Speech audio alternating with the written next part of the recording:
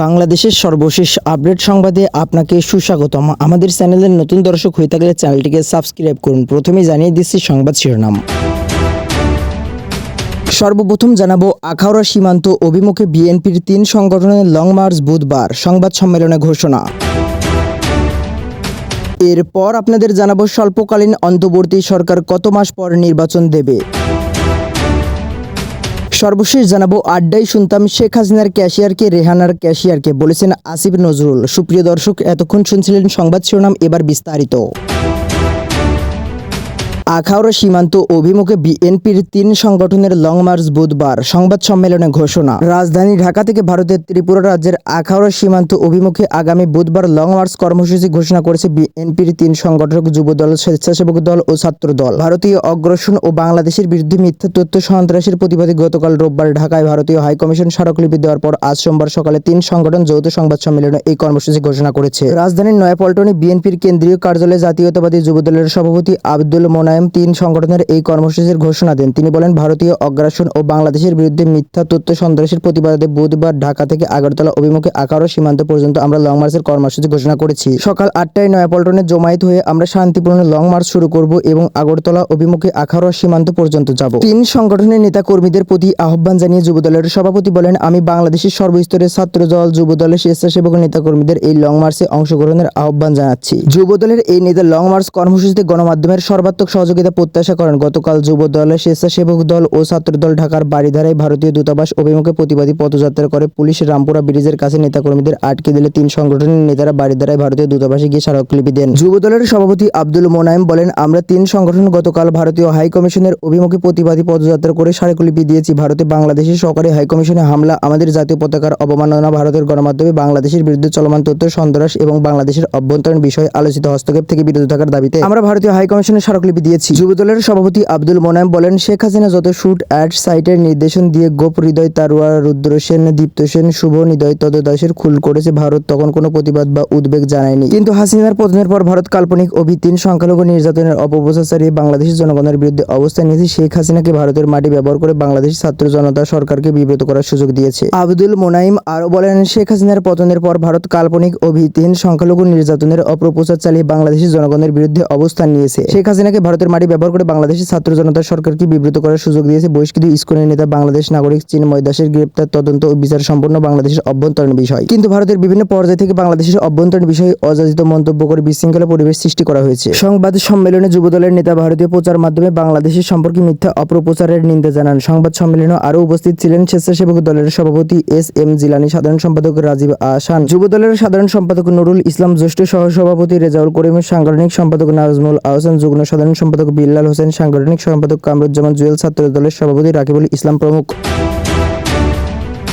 স্বল্পকালীন অন্তর্বর্তী সরকার কত মাস পর নির্বাচন দেবে? অন্তর্বর্তী সরকারের মেয়াদ কতদিন সে কথা আইনে লেখা নাই। উপদেষ্টা পরিষদ এ সংক্রান্ত যে আদেশটি চূড়ান্ত করেছে তাতে বলা হয়, অন্তর্বর্তী সরকারের মেয়াদ হবে ত্রয়োদশ জাতীয় সংসদ গঠিত হওয়ার পর নতুন প্রধানমন্ত্রীর দায়িত্ব নেওয়ার দিন পর্যন্ত। ছাত্র জনতার অভ্যুত্থানের মুখে 5 আগস্ট আওয়ামী লীগ সরকার ক্ষমতাচ্যুত হয়। এরপর রাষ্ট্রপতি আপিল বিভাগের মতামত নিয়ে 8 আগস্ট ডাক্তার মোহাম্মদ ইউনূসকে প্রধান উপদেষ্টা করে অন্তর্বর্তী সরকার গঠন করেন। অন্তর্বর্তী সরকারের উপদেষ্টা কতজন হবে তা অধ্যাদেশের খসড়ায় সুনির্দিষ্ট করে বলা হয়নি। বলা হয়েছে, একজন উপদেষ্টা পরিষদ এবং প্রধান উপদেষ্টা যতজন নির্ধারণ করবেন ততজন উপদেষ্টার সমন্বয়ে অন্তর্বর্তী সরকার গঠিত হবে। রাষ্ট্রপতি স্বনামধন্য এবং গ্রহণযোগ্য ব্যক্তিকে প্রধান উপদেষ্টা নিয়োগ করবেন। এতে আরও বলা হয়, প্রধান উপদেষ্টা ও অন্যান্য উপদেষ্টা পদে থাকার যোগ্য হবেন না যদি তিনি ত্রয়োদশ জাতীয় সংসদ নির্বাচনেও কোনো স্থানীয় সরকার প্রতিষ্ঠানের জনপ্রতিনিধির নির্বাচনী প্রার্থী হবেন না বলে সম্মত না হন। বর্তমানে অন্তর্বর্তী সরকারের প্রধান উপদেষ্টা সহ 24 জন সদস্য আছেন। সেদিক থেকে আমরা ধরে নিতে পারি বর্তমান সরকারের কোনো উপদেষ্টা পরবর্তী নির্বাচনে প্রতিদ্বন্দ্বিতা করছেন না। যদিও বৈষম্য বিরোধী ছাত্র আন্দোলন যে ছাত্ররা নেতৃত্ব দিয়েছে তাদের একাংশ নতুন রাজনৈতিক দল করার জন্য প্রস্তুতি নিচ্ছেন। জাতীয় নাগরিক কমিটি তাদের কার্যক্রম সারা দেশে বিস্তৃত করেছে। কমিটির একজন নেতা জানিয়েছেন, নাগরিক কমিটি একটি প্ল্যাটফর্ম হবে সমাজের বিভিন্ন শ্রেণী পেশার মানুষের মধ্যে যারা তাদের আদর্শ নীতি মানবেন তারা যুক্ত হতে পারবেন। বাংলাদেশে এবারই প্রথম অন্তর্বর্তী সরকার গঠিত হয়নি। 1990 সালে এরশাদ বিরোধী গণ অভ্যুত্থানের পর বিচারপতি শাহাবুদ্দিন আহমেদের নেতৃত্বে গঠিত হয় প্রথম অন্তর্বর্তী সরকারের মেয়াদ ছিল 3 মাসের মতো। যদিও 1991 সালের 8 অক্টোবর নতুন রাষ্ট্রপতি নির্বাচন না হওয়া পর্যন্ত বিচারপতি শাহাবুদ্দিন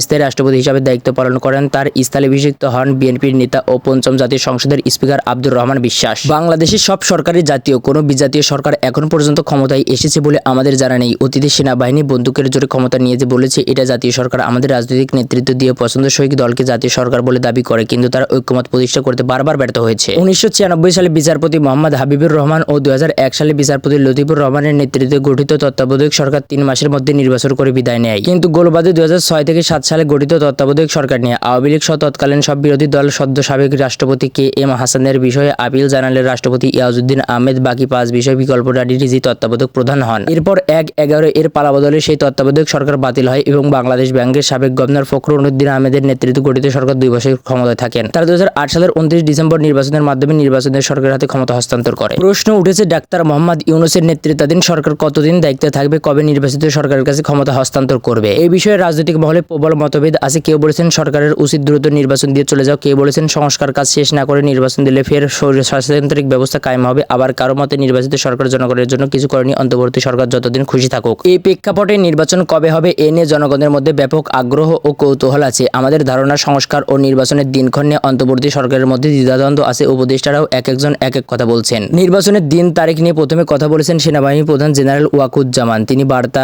সংস্থা রয়টার্সকে দেওয়া এক সাক্ষাৎকারে বলেছেন, আগামী 18 মাসের মধ্যে যাতে নির্বাচন হতে পারে সেজন্য গুরুত্বপূর্ণ সংস্কারগুলো সম্পন্ন করতে এই সরকারকে সমর্থন দেওয়া হবে। রয়টার্সের সাংবাদিকদের প্রশ্নের জবাবে তিনি বলেন, আপনি যদি আমাকে জিজ্ঞাসা করেন তাহলে আমি বলবো এই সময়সীমার মধ্যে আমাদের একটি গণতান্ত্রিক প্রক্রিয়ায় প্রবেশ করা উচিত। এরপর আইন উপদেষ্টা আসিফ নজরুল যদিও কিন্তু জানালেন 2025 সালের মধ্যে নির্বাচন সম্ভব। 21 নভেম্বর যুক্তরাজ্যে সফরে গিয়ে নৌপরিবহন ও শ্রম উপদেষ্টা সাখাওয়াত হোসেন জানালেন প্রয়োজন সংস্কার শেষে 2026 সালের মাঝামাঝি নির্বাচন হতে পারে। আসিফ নজরুলের বক্তব্য নিয়ে সমালোচনা হলে প্রধান উপদেষ্টার দপ্তর থেকে জানা হয় নির্বাচনের দিনক্ষণ ঠিক করবেন প্রধান উপদেষ্টা ডাক্তার মোহাম্মদ ইউনূস। শিক্ষা ও পরিকল্পনা উপদেষ্টা ওয়াহিদুদ্দিন মাহমুদ ছুটিমার বিডিএস আয়োজিত সেমিনারে বলেছেন, আমাদের এই সরকার খুবই স্বল্পকালীন। আমি ব্যক্তিগতভাবে মনে করি আগামী বছরে আমরা একটি রাজনৈতিকভাবে নির্বাচন সরকার পাবো, জানিয়ে না হবে কিনা।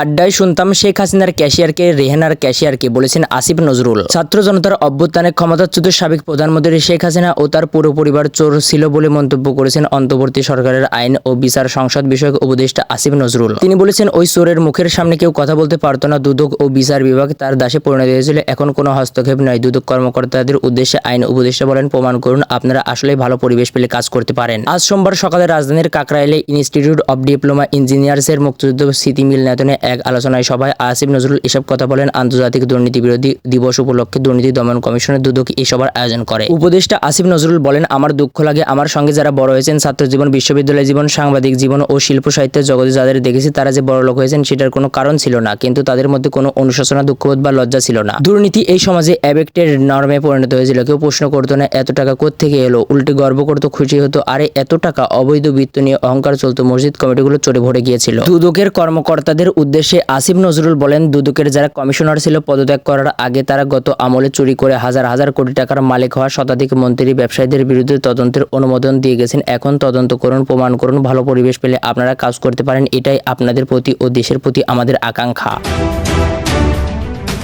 সুপ্রিয় দর্শক, এই ছিল এখনকার বাংলা আপডেট সংবাদ। পরবর্তী বাংলা আপডেট সংবাদ পেতে চ্যানেলটিকে সাবস্ক্রাইব করে বেল আইকনটিকে বাজিয়ে রাখুন। আর আপনার মূল্যবান মন্তব্য জানিয়ে দিন আমাদের কমেন্ট সেকশনে। ভিডিওটি শেয়ার করে অন্যকে দেখার সুযোগ করে দিন।